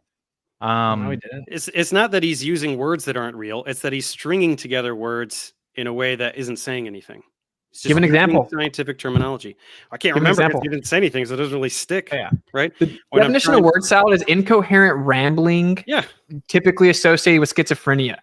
So if I was saying, You don't have "Yo, to be chicken, schizophrenic yesterday to do it. sunset," Okay, whatever, dude. The fact you didn't understand the terms like anti-corpuscular rays and anisotropic and magnetic declination doesn't make it word salad. It means you need to go inform yourself what the words mean. I'm saying that those words don't pertain to any kind of explanation for what I was talking about. Magnetic declination isn't going to explain away looking at an object in the sky, seeing that it rotates a particular direction, going to the other hemisphere and seeing that it rotates in the other direction. Now, you're trying to rebut my argument. You're trying to rebut my argument, but that doesn't. Don't just dismiss the argument as word salad. It's basically vocalizing inept vocabulary skills and bragging about it. It's super weird. It's pointing out that you use a bunch of terminology rapid fire to make it sound like you know what you're talking about, to trick people into thinking that you know what you're talking about. Somebody said this. I have a challenge for both Dave and Austin. Using your preferred method, model the Earth universe derived to the 9.8 meters per second. It's indisputable that falling objects accelerate towards the ground at that acceleration. Gravity is true. I'm a physics guy. So I think I don't want to like every question somebody asks, I don't want to like devolve into like a 20-minute, but I think Dave would say gravity and Whitsitt would say density, right? Like yeah, but the 9.8 meters per second is consistent. It doesn't matter if it's a bowling ball. It's derived from Newton's law of universal gravitation, and you need the mass of the Earth in there. If gravity was electromagnetism, the mass of the Earth wouldn't be a factor. And okay, well, you can get it from electrostatics. If you look at Gauss's law, it's a very similar relationship. But what's funny is it actually doesn't always fall at 9.8 meters per second squared. That is an agreed upon average. It's close to that. It's close to that. No, in a vacuum it changes. There's something called gravimeter measurements, which is a vacuum sealed chamber with interferometry measuring a BB fall, and it'll fluctuate above 9.81. Right now it's decimal points, but the point is that it fluctuates at specific times when the electric field changes, even inside of a vacuum sealed chamber. So yeah, to claim it doesn't have anything to do with electric field is insane. Prove that it's space-time bending and warping, or we're winning because we can physically prove it's electric. So until you can prove another claim, you don't have the upper edge at all. It's actually the other way around. Let Dave reply. You cannot do anything with electromagnetism to demonstrate this. You cannot take objects of differing properties, paramagnetic, diamagnetic, ferromagnetic. Why does it not matter at all what the composition of an object is? It all falls 9.81 meters per second squared, not as the average, right? I know it varies depending on altitude and radius of the Earth where you are locally, but you cannot demonstrate any discrepancy. Take any object, a bar magnet, a iron, ferromagnetic iron, anything. Show me that it does anything different than what anything else does that's neutral. Wouldn't it interact with the field in a different way? Actually, it's a drop tower test that was done in Europe at, I believe, a university, and they show different elements falling at different rates. And so this is the truth, though, that the electric field that creates a downward electric current of 10 microamps per meter. So it's very small and it's very nearly constant. So we don't expect the downward pressure to change much. That's a real verifiable part of physics. I can go out and measure it and manipulate it and make things float. Can you prove that space-time is bending and warping? No, of course not. To what you can just assume. No, you absolutely can. Relativity is very well corroborated, but you have absolutely zero ability, right? Opposite charges accelerate in opposite directions in an electric field, right? So why, again, does nothing fall up? Okay, because when the object is more dense, density is the compactness of matter. So what holds the matter together? It's electrostatic charges that gives it a compactness. Literally, all molecular and intermolecular attractive forces are electrostatic in nature. And if you call that word salad, that's insane because that's just a direct quote. No, it is word salad because you're not answering the question. You're it's a direct quote from Purdue University, dude. Purdue? What?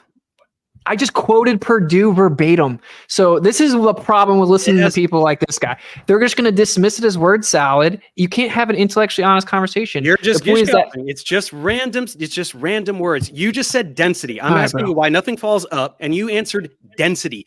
Air is less dense here. Air is less dense here. In fact, this air is less dense than this air because it becomes less dense with elevation. Why does it fall down? Why does it's still less dense in the object in all scenarios, Dave? Do you not know that even in a vacuum, it's still more dense than the environment or the medium, right? it doesn't Right. matter if it's a little bit less And in a dense, the vacuum, object's it still falls more dense. down because the mass of the Earth is below it. So why doesn't anything accelerate upwards? Why doesn't anything fly to the other Gaussian surface? Why isn't anything repelled by the Earth? Because instead of there's a attracted? downward Because electric it's not current. electromagnetism. There's a Why downward can't you electric flip the current? Why? What about a lightning strike? where because you can't everything manipulate the reverses entire polarity? Earth. When the bro. lightning strikes, does something there suddenly fly up to the cloud? There's a reversal of polarity there.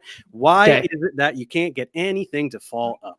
Okay, you cannot flip the entire electric field of the Earth. Now, Not for the it to be Earth, analogous locally, to right there, right under the lightning bolt, something can fly up. No? All Never right, seen here's what I'm anything going to before? do. I know that it's late. I'm going to give you both. First of all, a huge round of applause. Please, everyone in chat who's currently, the chat is just as hinged as I thought it would be. Right, hinged or everyone- unhinged? I mean, I unhinged. Yeah. Unhinged, yeah, I would have said. But I really, really appreciate both of you being on. This is incredible, super entertaining. Everyone in chat, I don't care who you agree with or disagree with. Please give, check out these individuals' particular YouTube channels. I assume both of them will use this footage and make more content. Watch that. And I want to give you guys both, what do you think? 3 minutes to go out on? I mean, I need like 30 seconds. I don't need it. Okay, all right, 2 minutes to go out on. And since I think Dave, you went first, leading in, we'll let Austin go first, leading out.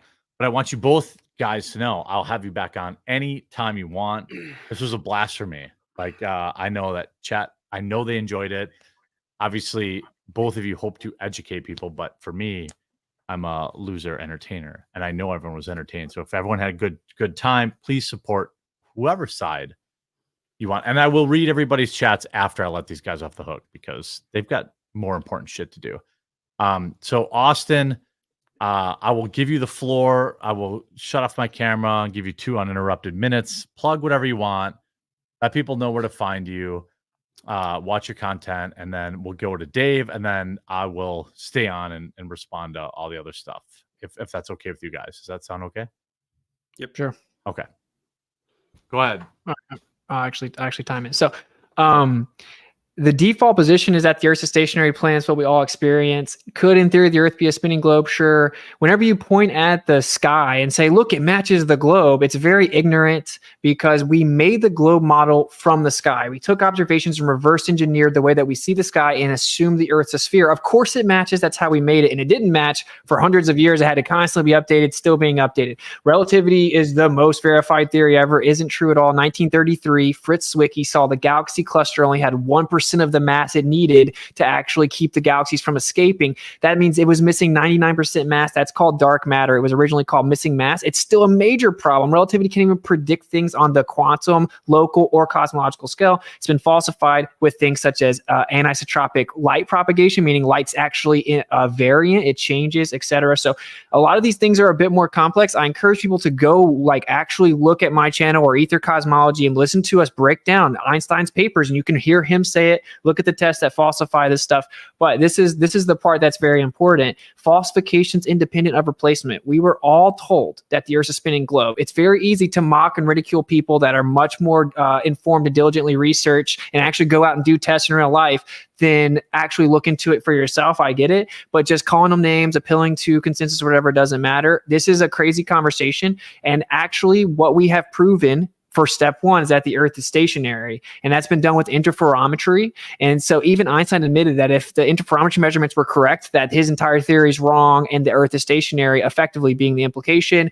We have verified that the interferometry changes with altitude, periodicity, etc. Long story short, it has been proven that the Earth is stationary. It is therefore in the center of the universe.